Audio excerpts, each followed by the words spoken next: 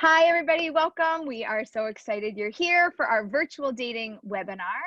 And our virtual dating webinar obviously is going to talk all about virtual dating, but also we're really excited. And today is like a mystical, magical day. We released the virtual dating book a couple weeks ago, and I ordered my copies, like 100 of them. So I should have them on hand. And guess what? They arrived. It finally arrived. This is actually a real copy of the book. Like there's real pages as opposed to what I've been holding up, which was like a paper version of it. So I am really so excited to be bringing this book to the world with the help of Sarah. This like her marriage might have not been possible without me. This book would not have been possible without Sarah. It is all about your guide to a relationship in a socially distanced world. Thank you, Amy. I am so excited. And it's really important to me because a lot of people were like, Aleeza, we should wait till after the pandemic for love. We should, we'll just put it on hold. I mean, if we can't meet, it's fine. I'll wait. No, there is no waiting. Love can't wait. Love can't wait. Why? Because I don't know how long this pandemic's going to be going on.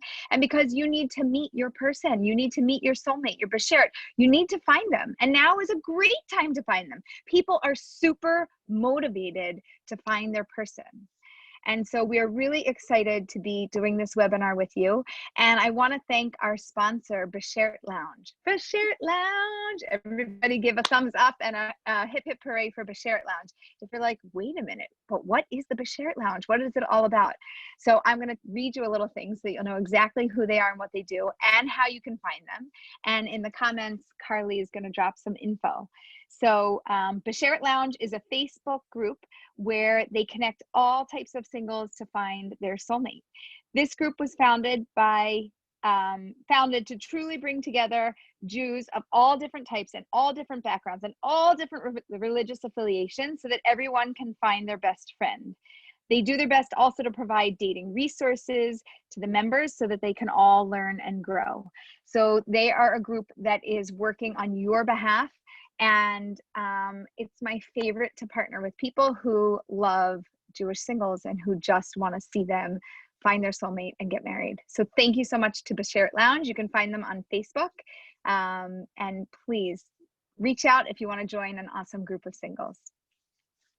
Okay, what are we going to talk about tonight? So in virtual dating, because the topic is virtual dating, as we go through this, every chapter gives you like a little juicy nugget of information. Some, I would call it a golden nugget of wisdom, right? Because that's what we need to get through life. We all need golden nuggets of wisdom. I'm always on the search in life, no matter what I'm doing, whether I'm walking down the street or I'm learning or I'm hanging out with somebody, I'm always looking for wisdom. I'm searching for wisdom because I want to grow, because I want to experience life and I want to know how to do things better and I want to help people.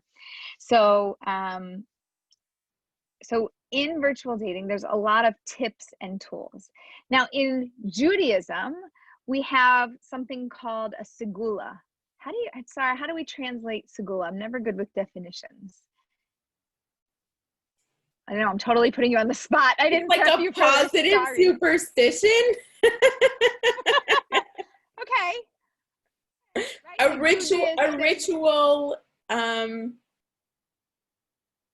People send out those things, send this email to 10 people and you will get this wonderful thing, like something like that. But there's like a Jewish kosher version of that, and it's called a segula. And that actually has a source, as opposed to just randomness. Right. So somebody wrote in something about you do something in the merit that you should bring about something in your life. So somebody sent me a whole, and what? It's as a merit for. As a merit for something. I didn't say it like that. Okay. As a merit for something. So a friend of mine sent me a whole list of different segulas. And then they sent, like comical things below it. And I wanted to read out two different things. So one is, there's a segula for answered prayers. Like, how do you get your prayers answered? Because I am sure if you are here and you are sincere about finding your person, whether you're religious or secular or any, unless atheist, I don't care where you fall on the spectrum, I am sure that you have still prayed and asked for your soulmate. If you want something bad enough, you ask for it and you just desire it and you just chase after it. So a segula for getting your prayers answered is to pray for somebody else who has the same request. And this, if you're looking for the source, is in Bava Kama 92a, if you're into the Jewish sources. And so what does this mean? Pray for somebody else who has the same request. That means there's somebody else on this webinar who also is looking for their soulmate. And you can have them in mind and you can say, God, please help them to find their soulmate. And in the merit of you praying for somebody else to find their soulmate, you should be rewarded with finding your soulmate.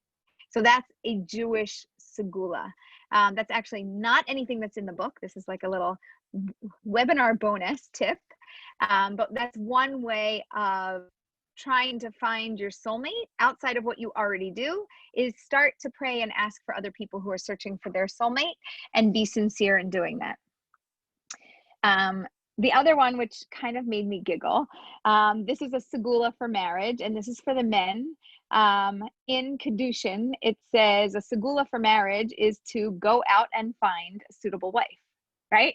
So how should you, go about getting somebody? And it's like, go find them, go look for them. Pretty solid. Actually, right? Pretty solid. Just make an effort to go and do that.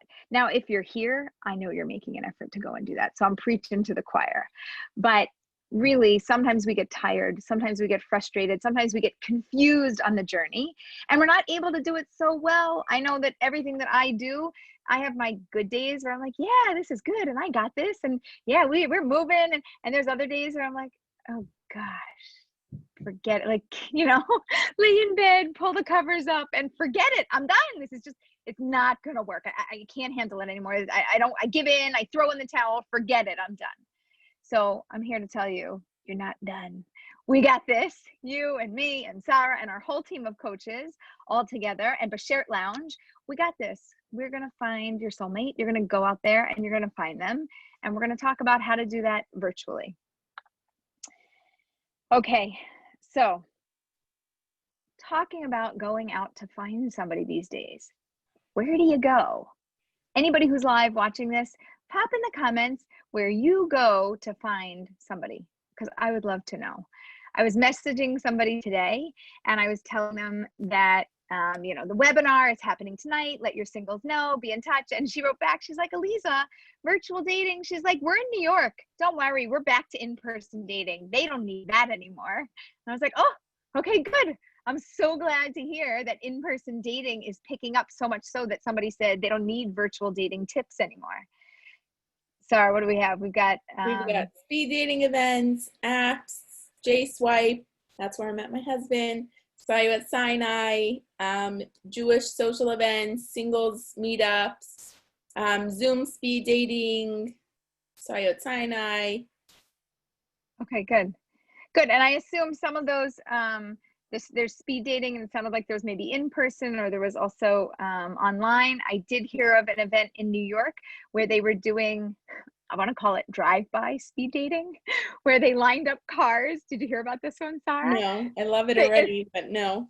I wish I had two of my kids' little cars here so I could show you, but they literally lined up cars side by side and they sat side by side and they talked and then they went on to the next car. Wait, where was this? In New York. It's somewhere in New York. Aleeza, that is so my style. Is that cool? Like everybody's like hanging out the driver's window, like, hey, how you doing? Like that's it, 6 feet apart, social distancing, and drive-by speed dating. And I feel like I would like that even without COVID. Like that would have made my speed dating a lot more comfortable. Like I get to sit in my own car. Yeah. You could see me from here up. You don't get to, right. The whole me. They're doing it in Houston also, I hear it. That's awesome. So what a fun event. Like, I don't know that drive-by speed dating was a thing before COVID. Like, what a blessing, we learned how to adapt to our circumstances. So right now with dating, we are still making it up as we go. I have couples that are still, right now I have a couple, one is in London and the other one's in the States. And the London's like, look, I'd travel to you, but when I come home, I got to quarantine for 2 weeks. I don't like you enough yet to quarantine for 2 weeks for you. Not that I don't like you enough. I don't know you well enough. So do I really want to quarantine for you? It's happening with Canada and the States, Israel, anywhere outside of the States. And if you want to travel and you want to do something, so quarantine and restrictions are still in place. In Israel right now, you know what they're in? It's a new word. Seger, lockdown. Yeah, no more bidud, which is quarantine. Forget about bidud. Bidud is like old news. That's, last month's word. This month's word is lockdown. They're in lockdown again until after the holidays, which, by the way, is probably a super smart move with the way that everything's spreading. But you're not getting in cars. You're not meeting people side by side. There's no awesome speed dating like that. But there are still ways to meet. And a lot of people are encountering some challenges as we head through this. We've also encountered different challenges, and I think we've discussed this before, but I'm going to mention it. People want to know what their COVID status is, meaning how close can we get? How in person can we be? Do we have to wear masks? Don't have to wear masks? Some people are shomer negia, they don't touch in dating. Other people, they don't hold by that, they touch in dating, but now they have to ask their partner, like, but do you touch because of COVID or you don't touch? Like, where are we holding? Am I allowed to hold your hand or am I not allowed to hold your hand? So there's all these questions that are coming up, and we're just facing new realities, and this is just here to stay for a little while, like, the next 2 years. Don't freak out. Nobody's freaking out, right? So these things are in place. No, nobody's freaking out. We're okay. Nothing. No, we're so good. We're so good. This is not insane at all. This is normal, right? We're like used to this. Everybody's got like a gallon of Purell at home. Breathing. Just keep breathing. So what we're really trying to figure out is, what is virtual dating, right? Long distance is I don't get to see Goldie's bathing in Purell. Stuff. We love you, Goldie. But people are doing long distance dating. Okay, long distance, no big deal. You're here, I'm there, I'll fly in. I've got clients, they're still flying in and out of different cities to go see people, and it's working, and that part is working. But then we're long distance, and now, oh wait, we're virtual. Oh, now you have to quarantine because you're a teacher and your school shut down, and now I was gonna come see you and now I can't come see you. And how are we navigating these relationships? So the key word tonight, okay, if everybody would like to memorize their keyword, the keyword is gracefully. I would really like for you to gracefully navigate your dating. And that means you have to adjust to a new normal. And the new normal ain't nothing normal anymore. There's nothing that is normal anymore, which means we are going to have to constantly adapt to whatever comes our way. Okay, so thank you. Somebody's commenting about my enthusiasm. Yes, I did my last book, Get Real, Get Married. I have a copy of it somewhere here. Somebody wrote a comment on Amazon, like one of the reviews, and they're like, this is just a little bit too positive for me. And they gave me 3 stars. And I was like, oh, okay. I mean, if you have to get a 3-star review, that's a pretty good reason. That's the best one that you want. So that's the only 3-star review that I have, thank God. And yeah, that's the reason. So if you're not into like being positive and actually finding your person, if you would rather be like depressed or miserable or sad, or like have somebody that's like cynical and negative, just check out of this webinar now, because you won't get any of that here. I am a firm believer. First of all, your soulmate exists. They are alive, they are living, they are breathing, they are in this world. That's number 1. Number 2, I believe that you will find them. Period. End of sentence. We don't even need to talk about anything else. You're here, you want them, you're looking for them, you'll find them. When, where, how, who, what. Okay, now we'll have a conversation. But yes, they exist. Yes, they're here. And yes, you'll find them. Okay? I need to say it a couple times so it lands in the heart and it lands in the head and you actually believe it. Because I believe it. Because I hang around with people and my clients are people who tend to get engaged. So if you have no desire to get engaged, don't hang around with me. Sarah.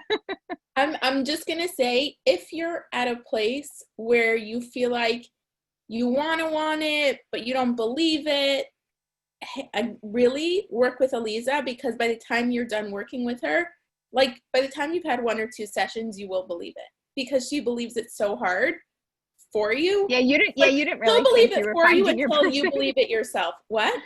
Yeah, I said you didn't really believe you were finding your No, I person. did. Yes, I did. I Not did. when you no, No. when you were breaking. You had a break though. You were like Yes. on a break and I meeting was your on a person break. on a Yeah, break. yeah. That is true. I was on a break. And we have a whole team, so it's not just me, but I have a team of coaches that are trained that work with us, all of us together. And so any one of us will infuse you and inject you with that knowing, like knowing your person is here and knowing that they exist. Aleeza, I'm going to interrupt you for a quick question that just came in. Do you believe this for mentally challenged people as well? I do. Have you seen mentally challenged people get married? Totally. I have. Yeah. Right? Do me a favor. Everybody just take a minute. You can even close your eyes. I'll close my eyes with you. Think about 10 people that you know that are married. Maybe 10 different types of people. Older, younger, ugly, pretty, smart, definitely not so smart. Okay, you get the picture? Has a job, doesn't have a job, you got it? Mm-hmm. You got a bunch of people in your mind. They all got married. They got married. So why can't you get married? Because you're not smart enough, pretty enough, have a good enough job, don't have enough savings, don't have a house, only have an apartment, because of any of those reasons. So for those reasons, you can't get married? Really? I could just tell you about a dozen people in my community alone, and they all got married. So why are those things a roadblock for you, but they're not a roadblock for people in the world? They're not. Now, you didn't meet your person yet. Agreed. Does it mean that person does not exist? No. Your person exists. They are here. And probably my guess is if you're sincerely looking for them, my guess is that they're also in a similar place looking for you. Not always. Sometimes it happens. You meet them and they're like, wow, I wasn't even looking for you. So glad you found me. You know, it happens that way too. But in general, people are sincerely looking for each other and they tend to find each other. There's that magnetism that exists that draws people together. Should I take out my magnets and do one of my magnetic? I have it somewhere over here hidden. Wait, I love this. This makes me happy. I just have to like not put it near my computer because magnets otherwise can ruin it. Here we go. You're gonna get a little, oh, car honking. Okay, you ready? This is my favorite. Ready. These are the Aleeza magnets that she took from her kids. Ready? Oh, you hear that? I love that. You hear that moment? Oh, what's that? That's the connection. That's what happens when you have two individual people that are floating around in the world and they're trying to meet each other and they're circling around and they're not exactly finding each other and then all of a sudden they meet and there's that, oh, there's that moment. Cha-ching, there's that moment and it happens and you meet that person. Now, are you going to feel that when you meet them? I can't promise that. I've had people not feel that through the dating process, but they know that they're with the good person and the right person, but they don't feel it, like their feelings are a little bit slow to catch up. I don't know. Are you a person that normally feels things, that you get excited about things? If you are, then you're going to get excited about this. If you're not, then you might experience something different in dating. It doesn't mean that it's not your person. Okay? All right, putting my magnets away.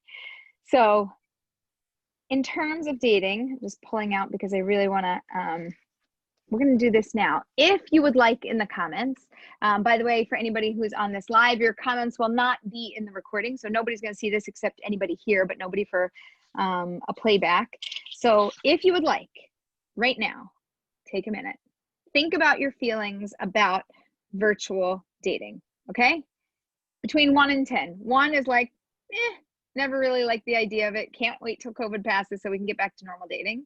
10 is like, awesome, cool, confident. I totally think I could find my soulmate through virtual dating. Where are you holding right now? Between 1 and 10.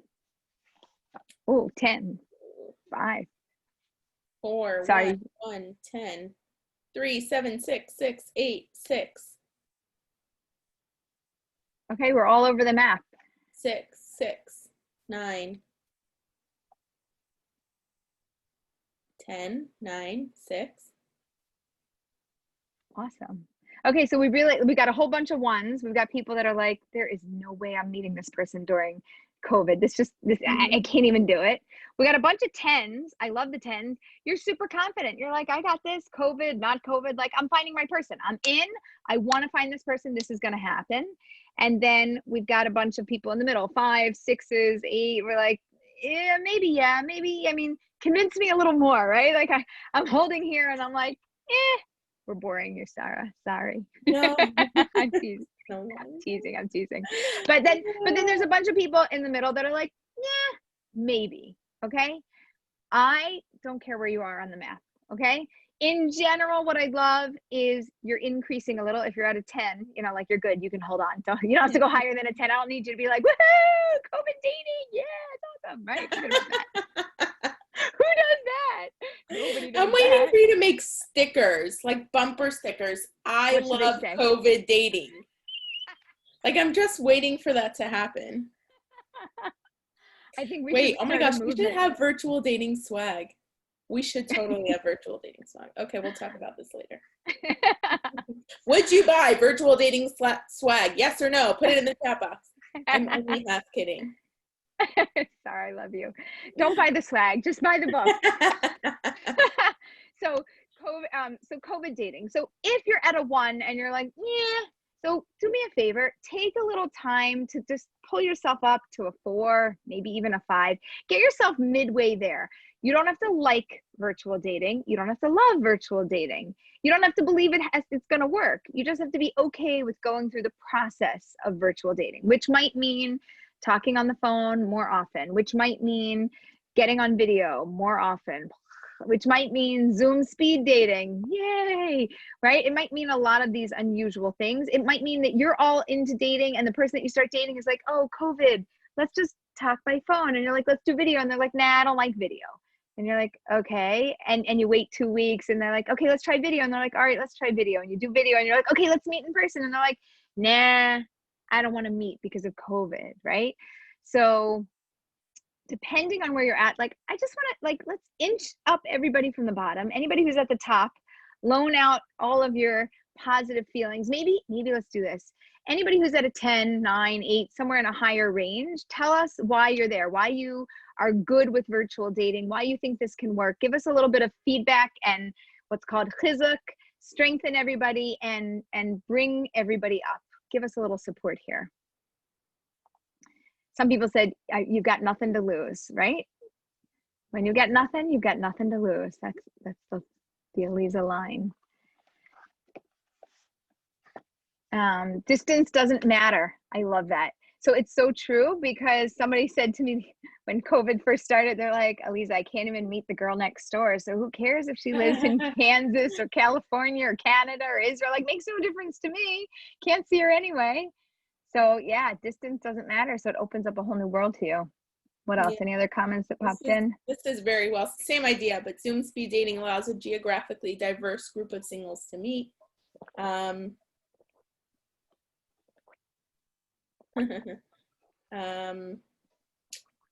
Yeah, a lot about the distance. That's interesting. Yeah, less effort. You can be in your pajama bottoms and just be from here up, and you can just hang out with people and they'll never know. So much easier. Yep. Got it. Just awesome. I think the biggest benefit that's coming up is just the distance thing. The distance. That there's so many more options and people are open to considering more options. Right, that they wouldn't necessarily have considered before. This is also a good point. It saves unnecessary traveling if it's an obvious no. Yep. Awesome. Okay, great. So let's do this. Let's get the Q&A rolling because I think distance dating is still, as much as dating is getting back to itself, as much as we are starting to meet, you're still going to hit some roadblocks because not everybody's going to be comfortable meeting and not everybody is going to be comfortable meeting in the normal way that we used to meet. And not all the restaurants are open and not all the entertainment. Some people said, they're like, yeah, we're meeting in person. I'm like, great, what are you doing? And they're like, we have no idea. Because there's nothing that's open. It's still, even though I'm open to meeting in person, there's not places to go as much. And that's a little bit frustrating. So let's get going with the Q&A, and yeah, let's get things rolling. Could I share something before we get to the Q&A? Please. Because you reminded me when you were talking about segulas earlier. So for those of you who know, and for those of you who don't know, on Rosh Hashanah, we have like the standard dip the apple in the honey. And then there are lots of different, we call them simanim, lots of different like symbols and things that we eat to symbolize the kind of year that we want to have. So it's kind of become a practice. It's been a practice for a while, but I've seen it a lot more in recent years where people just get creative and come up with their own, like a raisin and celery for a raisin salary. So last year, no, 2 years ago, the year like I met my husband at the end of that year, but I was at my friend's for Rosh Hashanah, and they had like 2 things especially for me set aside. So one of them was a date, because they wanted me to have a really good date. But then the other one that I loved was they gave me a mushroom. You want to guess why? A mushroom. Or a couple. Oh, yeah, I know why. Why? Because you should meet a really fun guy. Yes! Yes! Isn't that adorable? That's really cute. Oh, that should be Yeah. our thing going forward. All right, so everybody should have a mushroom. Since you missed Rosh Hashanah for that one, so that you can do it on the meal before Yom Kippur or on the break fast when you break fast. But it only works for women. What about for men? Get creative. Let us know in the chat what you can do for men. Okay, sounds good. All right, awesome. By the way, you did really meet a fun guy. I did. Thank God. I did meet a fun guy. Okay, let's start with a simple one. How long do you email a man before speaking on the phone? How long do you email? So I guess if you're in email contact and it's not texting or it's not on an app or anything like that, not very long, because it's not going to be able to like drag on. How are you and what's doing and how was your day? And like, I don't even know you. I'm asking you things and I've never seen you. I've never spoken to you. I would make it more of what I would call a technical type email, which is give some information for the purpose of let's get on the phone. I wouldn't keep the emailing going for long. I don't think more than 2 or 3 exchanges at the most. And then if we're not talking, we're not making progress. So we need to get the momentum going, like you're on the treadmill, like you got to get your heart rate up. So we got to get the heart rate up for dating, and we have to get the interest there. And the way to do that is by getting to the next level of either being on the phone or video chatting. Awesome. Thank you. Next up, what are the odds of finding a beshert for a middle-aged divorcee with no kids? 100% likely that you will find your beshert. If we were giving a weather report, and they tell you it's 100% sunny. No. This is not a weather report because those are rarely accurate. This is a weather report if the weather reports were real. We're factual. Okay, continue. Good point, right? So like 100% you're going to meet your beshert, and 0% it's going to rain on your parade and nothing's going to happen. When? I don't know. How? I don't know. You're going to meet them? 100% yes. Why are you any less likely to meet them? Because of your age, because of being divorced, because of your status? No. There's lots of, again, take a look at people you know. I know people that they've been married once, they've been married twice, they've been married thrice, right? And even more than that. So yeah, of course you have the ability to meet them, and they are also still looking for you. And just because you're divorced and you're middle-aged, they're only strikes against you if you view them as strikes against you, right? Meaning if you look at that and then you project that like, oh, but I'm divorced. Oh, no, you're older and wiser. Yeah. You learned a lot of life lessons. Now you know how to do it right? You've got some wisdom with you, and you're older. You're not young. You're not immature, right? You're mature. I hope. I'm making this up, right? Like, right there. But you carry life wisdom the older that you are, and so now you have the opportunity to meet a beautiful and wise partner. Love it. Thank you. So before we spoke about emailing versus whatever the other one was. before speaking on the phone. How many Zoom dates do you have before you meet in person? Yeah, this is like, like the $1 million question. So it's funny because one client I was working with, we were talking about Zoom dates and real dates. And it was like, I'm like, well, how long have you been dating for? And he's like, well, real dates or Zoom dates? And I was like, right. Yeah, good point. So how long should you be Zoom dating? So if we are talking about the beginning of a relationship and you started on Zoom and you're virtually meeting, or it doesn't have to be Zoom, it could be any platform.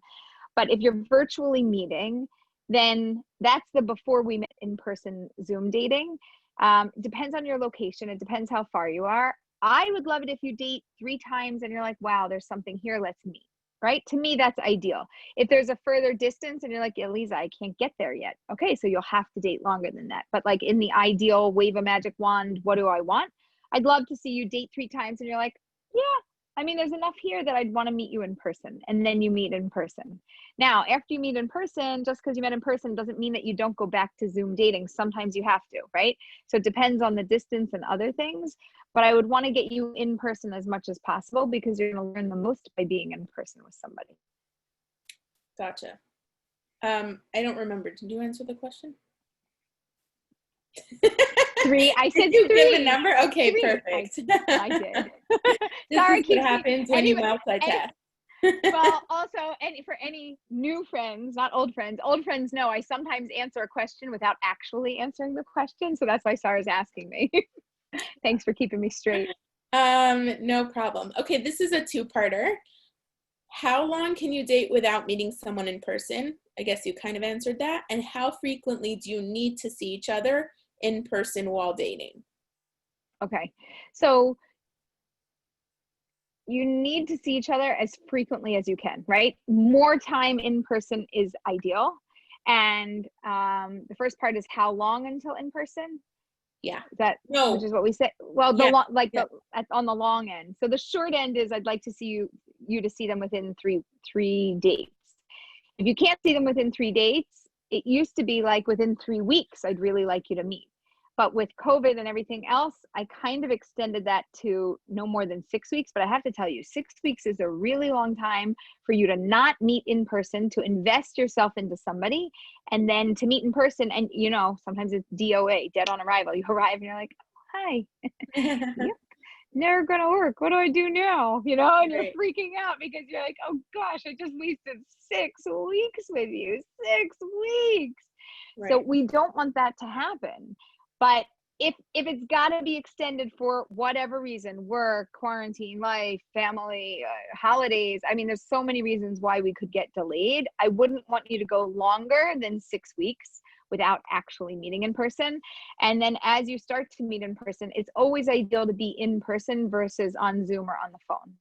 If you can't, how frequently? Like, I'd love it if you're local long distance, like within a 2-hour drive, I'd love for you to see each other every week, every 2 weeks, like frequently, normal, going back to like the good old days when we always dated in person.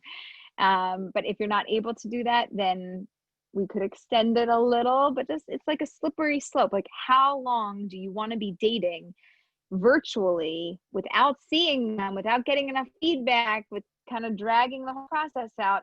It's a little better if we can jump in with 2 feet and be in front of each other if possible. Okay, so I just want to clarify, and I apologize if you already said this, but when it comes to virtual dating, because people are meeting more people from out of town and more people that they wouldn't necessarily have met that are further away, you say to typically give it at least double the amount of time of whatever you would typically date, right? Oh, yes. So yeah, we didn't talk about this yet. Sarah's just bringing up in general, when I'm dating somebody and I like you, I don't know if I like you. I like you enough to go out on another date. I don't like you enough to marry you. How do I figure this out? So because we're dating in a weird COVID virtual way for part of our dating time, I always tell people to double the length of time. So if you'd normally give a relationship 4 dates, 5 dates, and like, that's it, no more than that, and I'll actually know, double it. You might need 9 or 10 dates to figure this out, because some of those dates aren't real dates. Like that Zoom date, that doesn't really count. I never saw you in person. And those 3 Zoom dates, even though I met you afterwards, but I only just met you in person. And so do they count as real dates? They're like half dates, they're quarter dates. It's not exactly a perfect They're real dates. matchup. They're just dates with a different Thank you. quality. Thank you. Accurate. Totally. So I would just give it twice as long to develop the connection, because it might be, you know, it's like, if anybody hears of my age, you remember the good old days of like dial up, you know,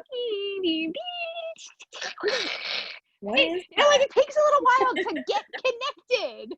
Do you know that sound? Does anybody know that AOL sound? Who knows that? No? From like my Oh, really no. little childhood, I don't really remember it. Okay. No, I remember that. Thank you. Somebody in the comments. You're good. A couple people. Phew, not just me. So how long did it take for you to get connected, to get online, to get somewhere? It took a long time. You were like sitting there. There was no instant connection. There was no immediate spontaneous boom. We're there. Like right now, I pop on Zoom. If it doesn't pop up right away, I'm like, what's wrong? You know, delete the app, reinstall. It shouldn't take 3 seconds. You know, I had to wait 10 seconds. So now we're back to slowing things down a little bit. We have to wait longer for that connection to develop. Awesome. Okay, next up, and I like this one. If I don't want to meet in person because of Corona, shouldn't the other party respect my preference for Zoom meetings? Okay, I like this one also. Yes and no.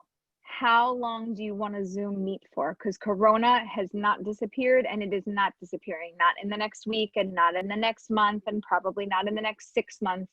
So my question to you is, how long do you want to be Zoom dating? Because I'm guessing somebody's not going to be comfortable to Zoom date for 6 months.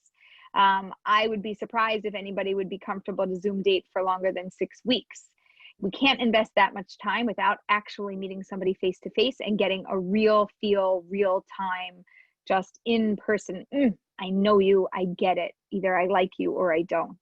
So yes, I think they should respect it in the beginning for the first week, the first 2 weeks, the first 3 weeks, maybe the first 4 weeks. After that, I would really expect people to be meeting, and even sooner. Like now things are opening up and people are going out a little bit more. So I really would expect people to be meeting sooner, and for a lot of people to have a lower tolerance for not meeting. At this point, majority of people are willing to be meeting, even if they're meeting at a distance, even if they're meeting with a mask, whatever the in-person comfort is. And also people are still meeting outside. By the way, now the weather is in my area and the majority of the country, it's still in America, it's still decent. We're still holding at a time and a season where you can get outside and meet people. And the transmission rate from all of the studies is very low. I'm not a doctor, don't trust my advice on anything doctor related, but it's to the point where we could be outside. We don't have to be inside. We don't have to be in an enclosed space. And we should consider, you know, what our options are for meeting in person. And I would encourage you to consider, if you're not willing to meet in person, maybe you should be on a dating break until you're open to that, because it would be very hard to sustain a relationship without considering to meet. That's a fair point. I just want to say, I don't think it's necessarily an indication of that person's like non-willingness to work with you or a lack of disrespect. Some people are just more anxious about it than others, and that's totally fair. But yeah, like Aleeza said, maybe not the best time to be dating. Yeah. And there's plenty of other things to do if you're not dating. You can take a break, you can do a reassessment and an evaluation, you can prep for dating, you can have a hobby and interest, make yourself more interesting and more engaging and more alive. You could work out, you can, whatever you want to do. There's lots of other things to do. Okay. Aleeza, I just wanted to let you know I'm getting mixed feedback. I just asked because it's not clear for me. Your audio is great, but the video is like really slow and blurry. So I don't know if you're using a different connection or not. And it's mixed reviews from viewers. So, but sound is great. So wait, can I, well, let me try to pop on Wi-Fi and see if it's better. My Wi-Fi is usually worse. So leave it, because we're hearing you fine. I just wasn't sure if you. I know, but still, I don't want it to be a slow audio. That's weird and annoying. It's fine for some people. No, the video. So Okay. just a quick follow-up on that. How do you take a dating break when you've already Zoomed for a month? So I think if I understood you, Aleeza, you're saying don't start, right? If you know that you're not going to be comfortable dating for as long as Corona is around, then dating Right, then you should stop dating. And if you're currently dating somebody, what do? You should tell them, you know what?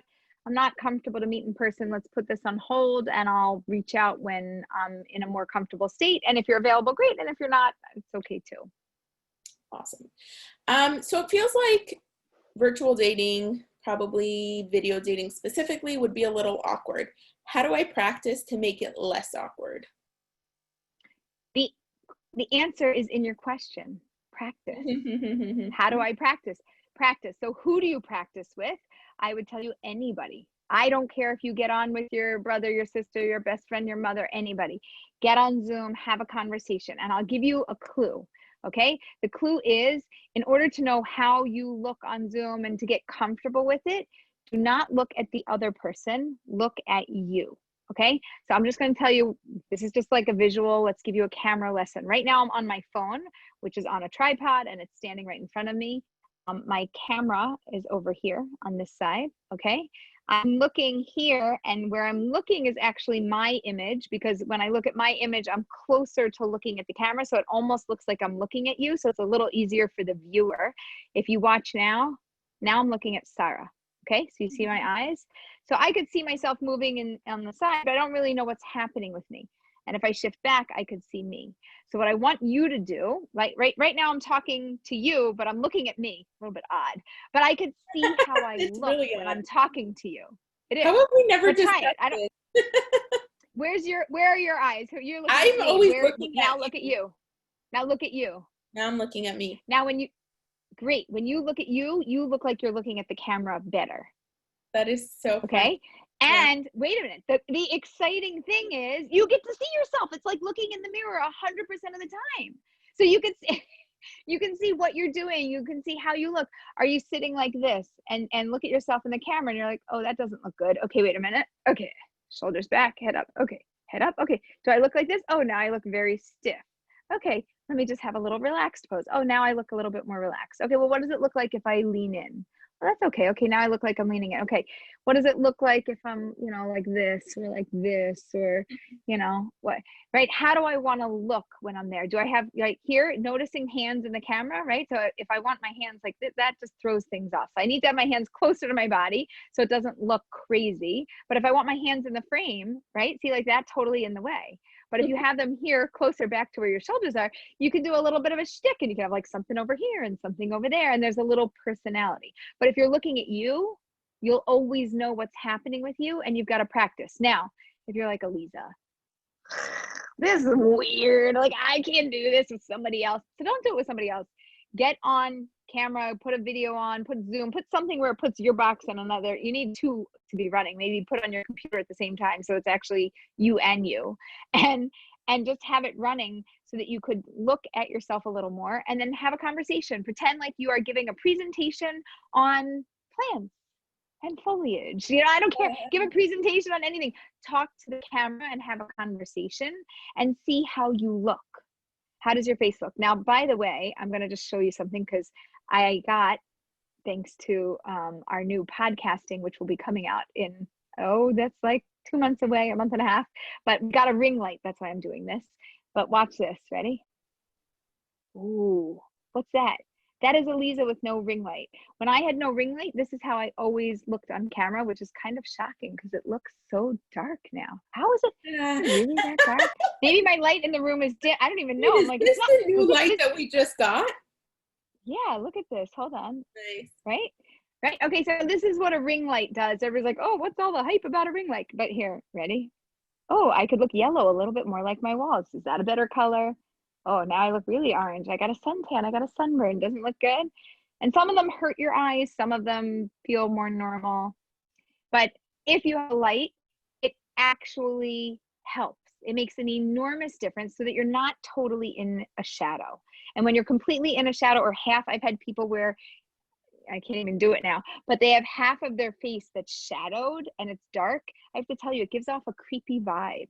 right? It does. It gives off a totally creepy vibe because you kind of look like this, you know, darkened half shadow, and they're like, oh, they have a dark side. And you're like, no, it's just bad lighting. There is no dark side. Sorry, you look all light and bright. So you're in a room. I'm like, I feel like I have today. a shadow, but I'm like, it's not that dark. You do. You do have a little. You have a little shadow, but it's not super. Yeah. You do. Right? All right. But you don't have super blue light on your face. You're not like with your glasses. You know, you sometimes have blue light. I am. It must be the lighting in the room. I don't know. It's a good lighting. It is, but yeah. Okay. All right, Aleeza, from here on, we're going to zoom through the questions. We're going to rapid question answer, or as rapid fire as you can feasibly do, because you're Aleeza. All right, hold on. I had one here that I really liked and I lost it. Okay. So chapter 11 of virtual dating is distance dating ideas. We got a couple questions. Can you share some of those ideas? What creative idea? She's gonna whip out the book. All right. Yeah, I mean, I didn't memorize it. Distance dating ideas, page 107. By the way, if you don't have the book, you're like, I don't know if I should buy it. I don't know if I shouldn't. We do all these webinars for free, but I can tell you that producing a book ain't free. So if you want to support us, we would love it if you would grab a copy of it. So here we go. We've got dinner dating, dinner for two. So you can either like make a meal together, set up your camera and do something like that, or you could even order her dinner in. This is for the guys. Yes, I'm suggesting that you order dinner. You send it to her. How nice. It arrives at her house and she's like, oh my gosh, dinner. And then you eat dinner together. And it's so cute. And you're having a virtual dinner date. I love that. We have virtual games, so things like headbands or Scrabble or anything that you can play via an interactive app. There's also House Party. They have other, like, I played that with some cousins. It was actually really fun. There are also things like online escape rooms. There's like a whole bunch of things. Also virtual board games, cribbage. I used to play cribbage with, anybody play cribbage? Who knows cribbage? We're gonna see. Sarah's like, I don't even know what that game is. What are you even saying, Aleeza? If you know cribbage, say I. Cribbage is a fun game. I even taught my kids. I like Mahjong, so I think that just counts. We play Mahjong too. I taught my kids also. Yeah, cribbage does sound like a Harry Potter game. But yeah, you can play, there's so many games that you could play online. Now, if you're not a board game person and you're like, Aleeza, no way. So don't do board games, you know, order dinner in. You can also do things like exploring the entire world. So you can go to San Diego Zoo, the Great Wall of China, Buckingham Palace. Like, you go online and all of these places, thank you to COVID, that we now have the opportunity to virtually and for free visit so many places. So forget about museum entrance fees, nothing. You guys can kind of go on a virtual tour. You could share your screen and you could be looking at and talking about the same thing at the same time, which is really awesome. Aleeza, can you do the camping one? Yeah, I'm getting there. I didn't get there yet. Okay, I'll zoom through. I'm zooming through it. So you guys could be study buddies. Maybe you want to learn a new language together and practice it. How cool is that? I think that's awesome. You can take the love languages quiz if you want to do that with the 5 love languages. That's super fun. You can do a paint night, order in and send things over and like virtually paint together. And then you can do you tell the camping in one. Come on. So camping in, you both, I don't remember, do we have pitch a tent? I don't know if we even have them pitch a tent. You don't have to pitch a tent. But if you have a fireplace, fire up your fireplace. If you don't have one, you could light a little candle. You could open your laptop to, like, you know, YouTube has just like a 3 hours of like a crackling fire. Make some hot chocolate, put in some marshmallows, and you're Zooming this, right? And you could like share ghost stories, just like have like a campfire and just pretend you're together. Get cozy on the couch or on the, like, bring in a beach chair. Get comfortable. Yep. Somebody asked, is there any way to get the list? So there's 2 ways to get the list. So first of all, it's in chapter 11 of virtual dating, and virtual dating's on Amazon. But if you're like, I don't want to get a print book, I just want the ebook. So you could get that at marriagemindedmentor.com/ebook. And then poof, in like 30 seconds, it'll be in your inbox and you can have the whole list of ideas. That's chapter 11. And the last one that Sarah's is the camping in one, and my favorite one is actually the apartment show and tell, or the house show and tell, As soon as where I you said take the camping one, I was like, no, that's my favorite. This one's my okay, so that's my favorite. Like, let me show you some things here, you know, like here, I'm going to show you what virtual show and tell looks like. I am going to get something to show you and tell you all about it. Ooh, oh, it even smells like freshly oiled wood. So one of my kids made this amazing clock. Isn't it awesome? And it's got multicolored wood, right? And they went to a camp. And now I could tell you a whole story about this, whatever it is. You could show them the paintings on your wall. You could show them your favorite carpet and that it's so snuggly. Like, it doesn't matter what you show them, but you can just go around and do a show and tell them about some things at your place that are personal, which also gets things to be a little bit more personal, up close, and just to help you guys connect. And you can also have them tell you what they want you to show, what they want you to show them. Like, or the other way around. You can ask them, show me your favorite souvenir from your favorite country that you visited, or what's the most sentimental thing that you have in your house. What's your favorite? I like that. Yeah, like stuff like that. What's your favorite book? We should make a list of those. We don't have a list of those. Yeah, what's your favorite book? Oh, that's a good one. I love that. And Milena, yeah, you could totally make one of these clocks. There's an amazing wood shop here, and they do adult and kid classes. By the way, that's a great date. If they don't have it where you are and you're close to Philly, you can do a date at the wood shop. We're going actually next week with my kids, and we're going to turn a bowl. We're going to make a wooden bowl. It's going to be pretty awesome. Yeah. Cool. Yeah, it's good. Awesome. It's a good date night activity. Great. Next question. Aleeza, in past webinars, you've mentioned that if something doesn't work in terms of finding your soulmate, try something different. I was previously on one dating website for many years where a shadchan would be, so a matchmaker would be an in-between, and I would just get the single person's references. I'm currently signed on to a website where there's no shadchan involved, and the guy reaches out to the women on their own. How can I properly ask for references? Yeah, not so easily. You can't. So first of all, for anybody who's not familiar, shadchan is the term for a matchmaker, and a matchmaking website that does it for you. They give you references. When you're doing it on your own without having the matchmakers, you're probably not going to get references. The best way to do it is to get their real name and Google them. Right? That's how you're going to get your best references. You can go on any social media. You could see where their name pops up, see if you have mutual friends. Right now, social media, if you're on social media, does a great favor in connecting people and saying, oh, you know them. Like right now, people sometimes are like, Aleeza, I saw you're Facebook friends with somebody. Can you tell me about them? And I'm like, no, we're like only Facebook friends. I don't really know them. I can't tell you about their heart and soul. I don't know who they are as a human being. So you can try to find out through online searches, you know, who knows whom, and kind of play whisper down the lane, but it's not like you're going to get their official references or anything like that. It just doesn't work that way. On that also, note, Sarah, I will say, if you exist, you probably exist online, and people are Googling you to find out who you are.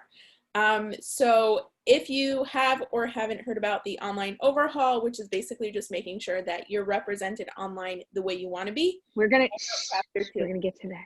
I'm not saying and okay, fine. That's it. All right, next question. What if the date's family has hesitations based on my family's background of dysfunction and not being financially affluent? So the question is, what do I do when their family has hesitations about us dating because of this? Right.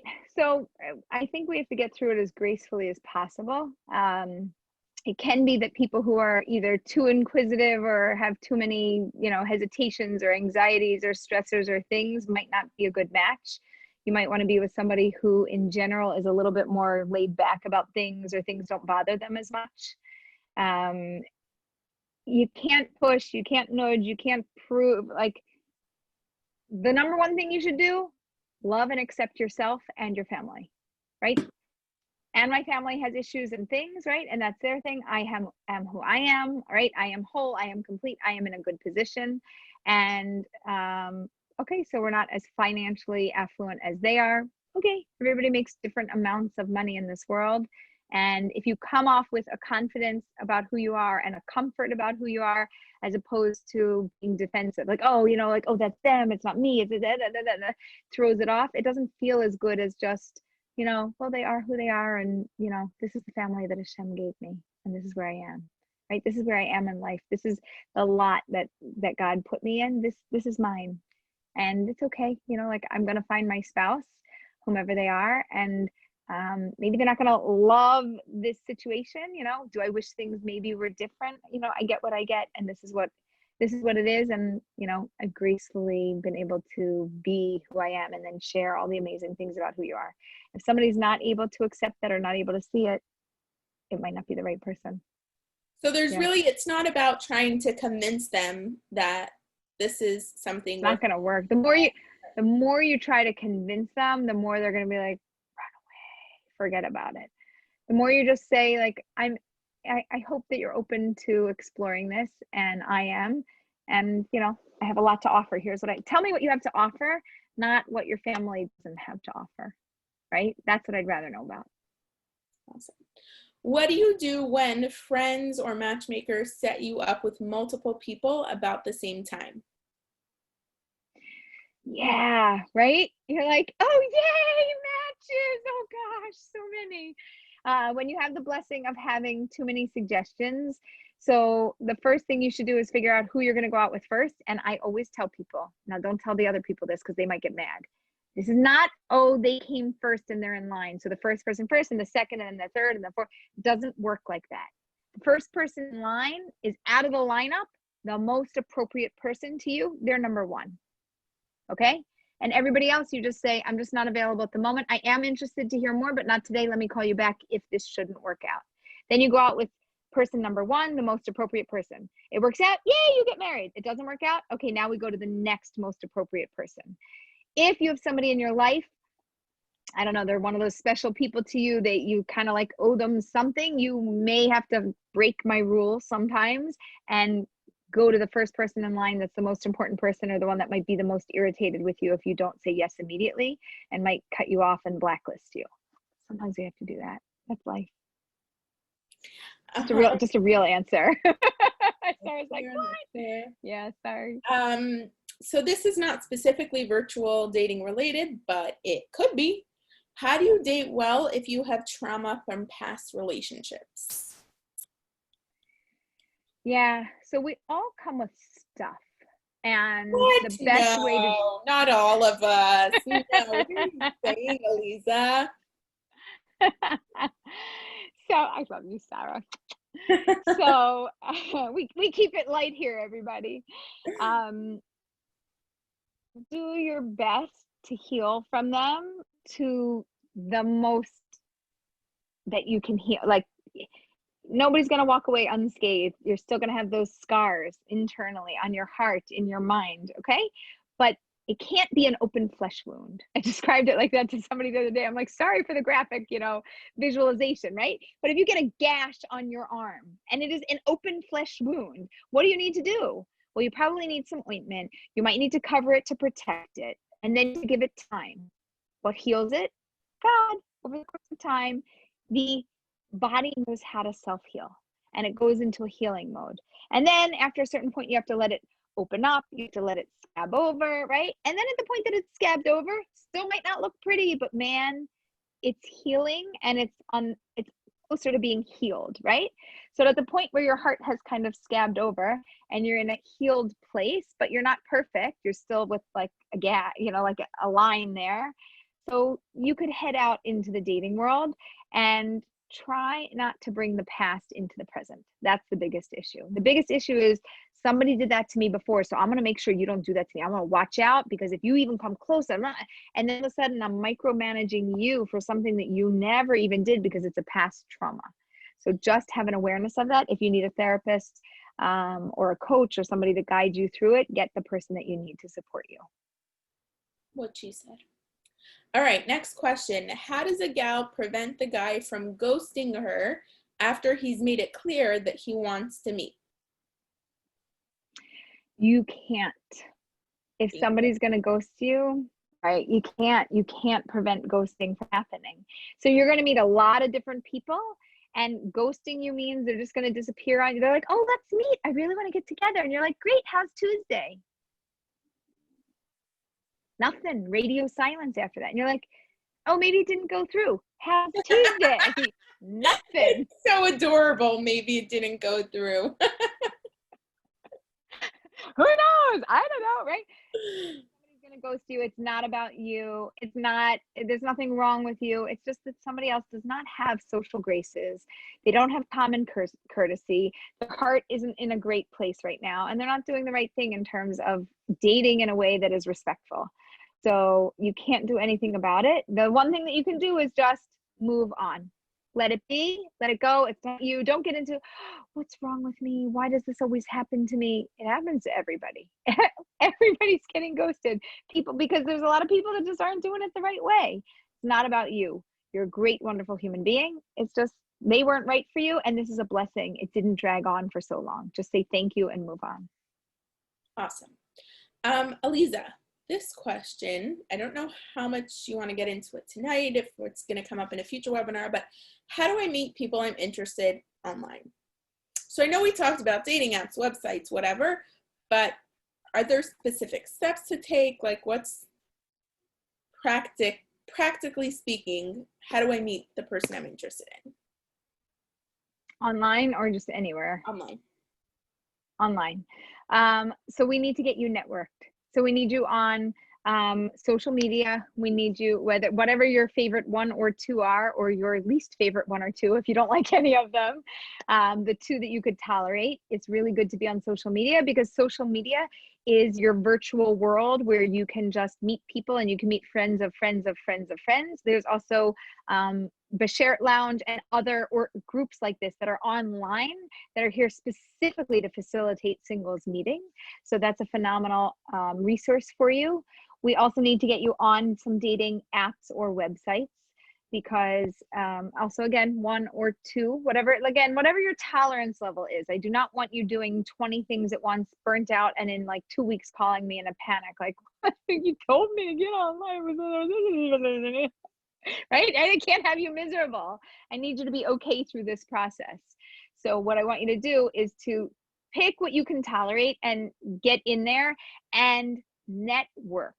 Pretend that if you do a really great job at meeting people, that I'm going to hand you $1 million.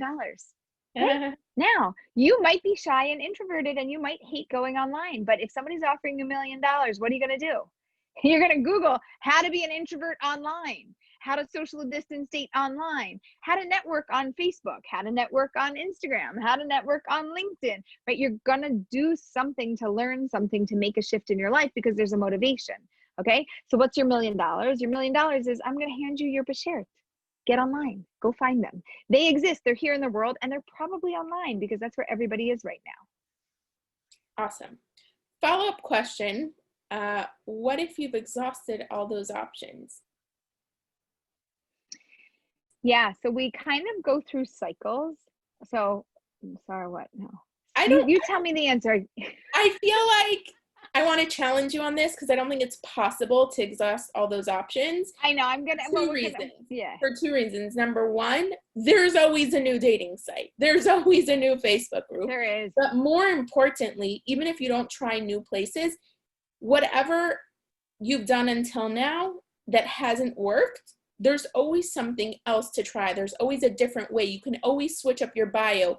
You can always put out different kinds of feelers. You can always talk to different people. I'm going to guess you have a huge network. Even if you're not a super popular person, even if you're not a total extrovert, and if you are, forget about it. There's even more to work with, but you have an incredible network, and most people don't properly take advantage of that. And that network includes dating apps, online stuff, all of your social media acquaintances, your real life people. You can use the people in your real life to set up virtual dates, right? Like, it doesn't mean, okay, virtual dating is everything online. Navigating and Networking, chapter 5. I might be somewhat familiar with the book. All I'm saying is it's a good book. So I'm with you. And what I was going to say is whatever you're doing, you just need to shift. Okay. So first of all, your photo that is on your social media, I want you to change it every 30 days. Okay. If you're not having success, flip your photo every 30 days. Every time you have a new photo, it's changing the algorithm. People are noticing it more. It's notifying people. Now you're in their minds more. We need a new punum. Give me a new punum. Put it online every 30 days. Okay. Yeah. Okay. Second thing is whatever groups you're in, so leave them, be passively in them. Go find 3 new groups, okay? 3 new groups every 2 weeks. You just get in, get chatting, get moving. Nothing's moving, next, 3 new groups, next, 3 new groups, next, 3. Keep moving, keep it rotating. Online apps, whatever you're on, switch, okay? So have your top 4 or 5 apps, be on 2. After 2 months, switch. After 2 months, switch. After 2 months, and then go back to the first one, because there's going to be a whole new set of people that are on there now, and refresh and reset. So I wasn't going to come from the like, ha ha ha, I don't believe you, but Sarah did that. But I was going to come from the yes, and no matter what you've done, there's still more to be done. And there are, I mean, I just heard about a new video dating thing, and they have a whole thing, and I'll tell you about it later, but like, and we might set up a whole speed dating thing. How many people would be for like a whole online speed dating event that we organize? People have been asking us to do it for so many years, and I've never, did I tell you, Sarah, that we were thinking about doing this? I mean, you've told me so many of your ideas. I'm like, okay, which one? Okay, so we're gonna talk about it. Sarah and I are gonna talk. I'll let my people call your people. Okay, right. And for we want to do all age groups and all backgrounds. So we want to make sure that there's secular and religious, there's older and younger, and to have like, I don't know, 8, 10, 15 different groups running simultaneously so that we can do this and get it going. It's more like speed dating, like 3 minutes per round, you know, something like that. And you meet 5 different people and you see if there's anybody for you. Now, I'm not promising you're going to meet somebody. I'm just, you know, we're here to support you and we're here to try new things. And if one second, are you saying you can't guarantee that everyone on there will meet their soulmates? Aleeza, what kind of speed dating event is this? I love you, Sarah. But anyway, what I really want to say is, if you've tried everything and you're like, Aleeza, but there's still nothing, go out there and create something. Make something new. How they have that drive-by car thing? Because somebody was like, hey, let's do speed dating in cars, because somebody brainstormed it. Get creative. Come up with an idea. You don't know what to do? Talk to a friend. Make something up. Make up your own group. You don't like what you're seeing? Be somebody who's doing something to make something happen in the world, because we need it. Everybody needs it. So come on, step it up. And I just want to say, I definitely believe that it feels like you've exhausted all your options. Like, I'm not invalidating that feeling. I just think that we typically and it's annoying. have a linear way of thinking. What? Yeah, and it's annoying and it's hard. Yeah. The whole process is like enough already. But like Diano. I think we generally have a pretty linear way of thinking. And so once we've exhausted the options based on how we're looking at the situation, then that's how it feels. And sometimes we just need like another perspective or an outside suggestion to realize that there are more options. All right, Aleeza, how to date virtually if I'm an introvert and inexperienced? Yeah, so introverts actually like online dating more than in-person dating. So you're in luck. If you're inexperienced, I would just pretend like you're going to make a new friend, right? How would you try to make a new friend? Probably you're like, Aleeza, I got my few friends. I'm good. I don't need any new ones. So I'll tell you what I tell my introverts. My introverts love to be spectators. So they will go online and they will go in groups and they won't post, but they'll read and they'll go through 75 different posts, find someone or something that interests you. If you don't want to reach out in the group, private message somebody and send them a little thing, like send you a PM or DM or whatever you want to tell them, and say, hey, saw what you wrote, and you know, like write a little personal message, make it something personal, make it something real, and see what happens. When I was doing online dating, I did not love online dating. And I really am more of an introvert than anybody else believes, but it's fine. You can pretend like I'm an extrovert, you know? But anyway, I pushed myself to be an extrovert. I learned how to be an extrovert. I'm really like an introverted extrovert. Anyway, as I was online dating, I did this like whole, I didn't want to do anything with anything public, whatever. And then I would like write these like little private messages like, hey, you know, I saw your profile and this really is interesting. And and like, I'm new. I did this one. I'm new to dating, you know, like I don't really know about this whole online dating thing. And so like, sorry if this is weird, but I really was interested in what you had to say. And this is a little bit about me. And like, I did like a whole, blah, I gave them so much information. I got back such a lovely response. Lovely. Like, wow. And you took the time and you actually wrote something and it was just, hey, how are you? And, you know, here's why I actually don't think we're for each other, and gave a list of reasons. But I just want you to know how like genuine and sincere your letter came across, and I hope you meet somebody soon. And like, it was such a lovely response because I put out something real. It wasn't just like a generic, hey, what's up, how you doing, you know, cool picture, you ever been here, right? It wasn't just a one-liner. So I would tell you to be a little bit more real and a little bit more personal with people. Perfect. All right, next question. I see things that bother me in the person I'm dating, but how do I know if they're still my soulmate? You know, I go through this. I love this question. I love this. So basically it goes like this. You guys are going to answer it for me. Date them till you hate them, or when in doubt, go out. Just keep moving along. So somebody asked this the other day, and the way that I broke it down was, if there's an obvious red flag, if it's a no, I don't like this, you're not changing it. That is not changing. That thing that bothers you will not go away. It will get more irritating over time. If it's red, it's out. Forget it. Just move on. If you're just in the I don't know land, basically, if what you don't like, you can come to tolerate and be with okay with over time. And if everything that you do like is really good, then you can make a relationship work. And how do you know if I'm going to be okay with this over the long haul? You have to do it over the short haul and just date for a little bit longer to see, can I get used to this? Can I be okay with it? I don't have to like it. I'm never asking you to like that thing you don't like. You're allowed to be married to them and still not like it and be like, I love you, but I don't like that. Totally fine. That's normal. But I want to make sure that you can handle it, because it's not going to go away. Probably it's not going to get better. Probably it's going to get more intense over time, and it's just the way it's going to be. So date them for a little bit longer to figure that out, and don't make yourself crazy to figure it out quicker. Just take the time that you need to figure it out. Awesome. We're going to finish up with one more question that, again, is not specific to virtual dating, but could be relevant. What do you say to a matchmaker who's a little too persistent with setting you up? Oh, thank you so much. No, ring, ring, ring, ring, ring, ring, ring. Don't answer the phone. Okay. Okay, so persistent, I assume, also means persistent and like you're just not giving me what I'm looking for. Because if you were persistent and giving me what I'm looking for, I'd be very happy about it. So first of all, I would thank them so much for thinking about you, and tell them that you're so grateful for all of their support. And if you just need a break or something, you could just tell them either I'm busy at the moment or I'm unavailable at the moment. You know, I'll let you know when that changes. Okay, busy and unavailable do not mean that you're dating somebody else. It just means that you're busy and unavailable to them. Okay, they might pass that word on. We can't control what happens there, but you can just let them know I'm not available right now. Some people like the direct approach. Sarah, you're the direct one. How would you address a matchmaker? What would you say?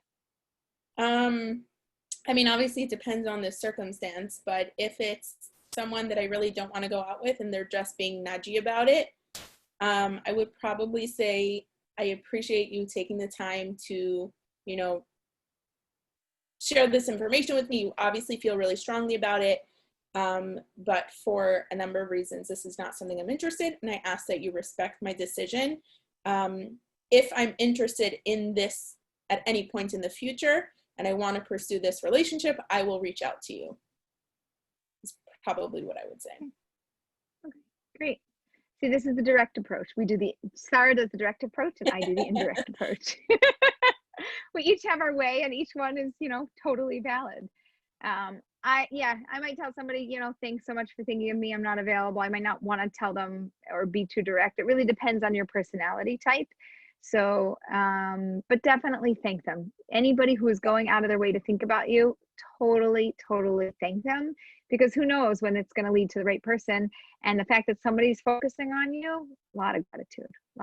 Aleeza, I know we also discussed this before, and we were talking about it also will depend on your relationship with that person and whether it's someone you want to be making suggestions in the future or not. But I think that's just how you word it and how you phrase it is important. It's important to take that into consideration. Like you could say something like, I really appreciate the suggestions that you make and I value them and I take them seriously. This one happens to not be something that I'm interested in, but I don't want this to dissuade you from making suggestions in the future. Like just make it clear that it's not about them. You know what I mean? And that it's not that you don't respect their efforts and time. And like, oh my God, what's the word? Their thought process? Their thought process. Okay. Yeah. Awesome. All right, awesome. Aleeza, we have a few minutes left. Do you want to tell us a little bit about the Share Lounge? I think you did already. Any last I didn't. And tell us how people can get more information about the virtual dating book and what coaching options are available for Marriage Minded Mentor. Fantastic. Okay, so thank you again to our sponsor, Share Lounge. You can find them on Facebook, and they are working with singles of all ages and all stages and all backgrounds. They are sincere about wanting to set people up and to really help them. You can see the ongoing discussion in their group, and you can also reach out to them to have them try to set you up. Carly will put those links in the chat box for anybody who's on the live. For us, we are a team of mentors. We love the work that we do. We are deeply passionate about helping singles to get over their hurdles and under the chuppah. We have like a little thing for that. That's like what we do. We're like, oh, what do you do? We're like, oh, we help singles get over their hurdles and under the chuppah. And they're like, what kind of hurdles? And it's like, what kind of hurdles do you have? So it doesn't matter. Again, also all ages and all stages and all backgrounds we work with. Each one of our coaches has different specialties. So I'll tell you a little bit about our coaches and what we offer, and you can figure out which coach might be right for you if you're looking for a coach. If you're not looking for a coach, cool. That's fine too. And also, after I tell you about our coaches, also our book, not only our book, Virtual Dating, which is online, but we are running a virtual book club. There is no book tour because the virtual book tour is like right here with you. You guys are the most exciting people that I have to share my book with, which I'm so excited about. But I'm running a virtual book club. And the virtual book club, it doesn't just include the book. It's not just like hanging out and schmoozing only about the book. There are bonus materials, resources, links, and everything that give you a ton of information about how to get through this time period a little more gracefully. We also have live Q&A and a bunch of things that come with this amazing book club. I'm working with a group that's called High Tide, and they are helping to put this out there, and it's phenomenal. So Carly is going to put that there. Sarah, do we have, for anybody who's not watching this live, we'll put it in the email when it comes to you. You'll get it when you sign up for this. So we're just getting asked, can they do the book club even if they don't want to be on Facebook? Yeah, the book club has its own app, right? It's just an app. You download an app and you use the app, and you don't have to be on social media at all. Totally, can be totally private and anonymous. It's amazing. Okay, so let me tell you about our coaches. We have really phenomenal coaches. So if you're interested in like a Jewish personality analysis and you're like, ooh, Aleeza, I'm intrigued. What is that? You're going to want to sign up for a session with Leah. Leah has developed this she developed a system for figuring this out. And it's based on the wisdom that Rav Noach Weinberg taught about different personality types. And we've developed this system that helps us to not only figure out who you are, which everybody's like, oh, I know who I am, but who's going to be a good match for you and why they're going to be a good match or why they're not going to be a good match. We just had a client the other week, and she was working with Leah, and afterwards she was like, Aleeza, oh my gosh, she's like, this was so helpful. She goes, the last long-term relationship I had, she's like, it would have never worked because that personality doesn't work. And she goes, and now I can't look for that personality type anymore. And I thought that that's what I actually needed, because I used to date the other kind, and the other kind didn't work for me. But what she realized is it didn't work for a different reason. It wasn't that, it was that personality type. So she had this like aha moment, and she's now shifting her dating and who she's looking for. So yeah, it was really cool. So if you're interested in that, you should sign up for a session with Leah. If you are interested in working, if you're a woman in your 20s and 30s and you are interested in working on dating, relationships, whether it's you're in a relationship or you want to get into one or you're not sure how to go about the whole process, Reagan is phenomenal.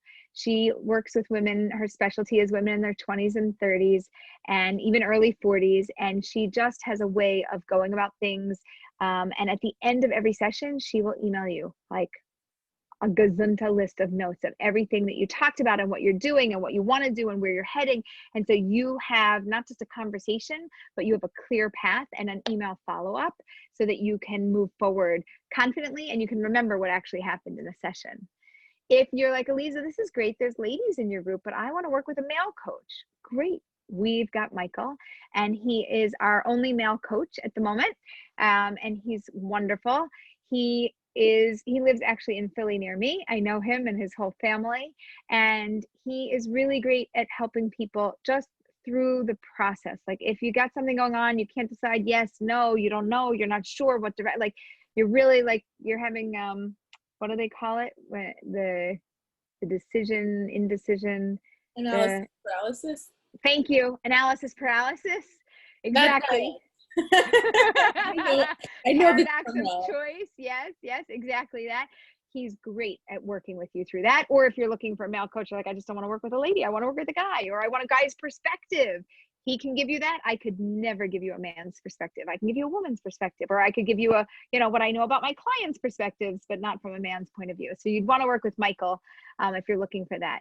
We also have Shira, who is a phenomenal coach, and she works with men and women of all ages, stages, and backgrounds.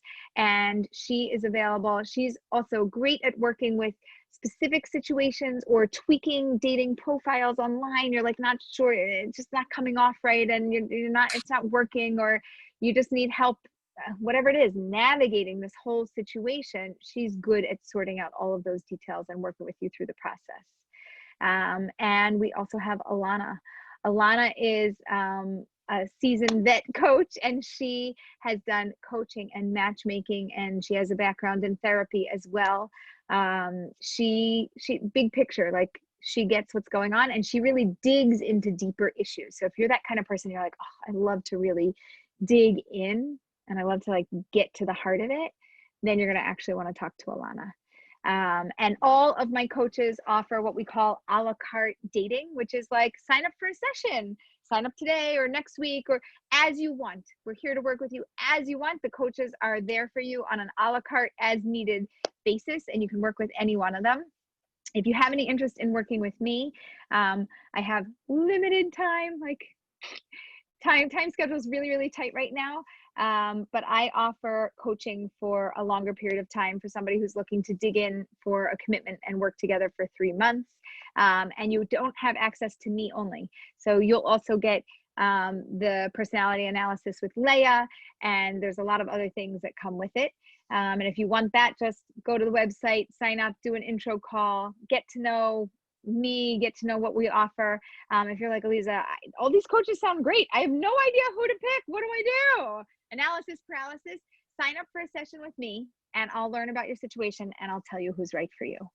And we would love to work with you. You're saying they don't have to sign up with a session for you. They can just do the... I'm sorry, not a session, the 15-minute intro call. Thank you. Sign up for a 15-minute intro call just to say, hey, who are you? How are you? What do you want? How can we help you? And I will guide you to the right person to fit your budget, and the right person for your personality, and the right person for your life circumstance and situation. Okay, and one more plug. We worked crazy hard on this. Sarah. Crazy hard to get this out there. This was an insane timeline. The idea came about in May and the book came out in September, and really like high quality production with editing and everything that went into it, heart and soul on what to do and how to do it. If you are like, okay, Aleeza, but like, what about virtual dating? Like, is it really here to stay? I'm sorry, it's really here to stay. Like, but don't worry, we can gracefully get through it. And the amazing thing is, I love things to be short, sweet, and to the point, right? This should not drag on, and this should not be difficult to do or difficult to understand. And there's exercises at the end of every chapter. So if you're like, oh, I'm just going to read this and then I'm never going to do anything. No, you are, because I give you exercises and tell you what to do, and we put it out there for you. So you could grab your copy of Virtual Dating. And a book in one. All in one. You get to actually like go through the steps as you go getting through it. Yep. So grab a copy of Virtual Dating on Amazon or marriagemindedmentor.com/ebook, and you can grab the virtual copy. I just want to clarify one thing based on a question that came in. So the coaches, all the coaches on Aleeza's team are coaches, and they're there to help you find clarity, getting into a relationship, through a relationship, etc. But they're not matchmakers. So they're not finding you suitable matches from a database that Aleeza has. She has a database of clients, and it's not for the purpose of, giving out names for other people. So it's coaching versus matchmaking. But she does have some amazing matchmakers that she can recommend, right? Yeah, we have on the website, actually, if you go to Marriage Minded Mentor, you will see under resources, matchmakers. Click that and you can connect with one of our awesome matchmaker friends. Awesome. Great. We're good? I think so. Okay, good. We'll see you all all right. Thank you everybody for coming. Really, this is like our Thursday night thing, and we kind of look forward to it. Love you, Sarah. And we will see you again next week. Or maybe not. Maybe you'll get engaged by then, right? That's what we hope. Anything is possible. Just you can email us, coach@marriagemindedmentor.com. We want to know the good news when it happens to you. All right. Bye, everybody. Have a good night.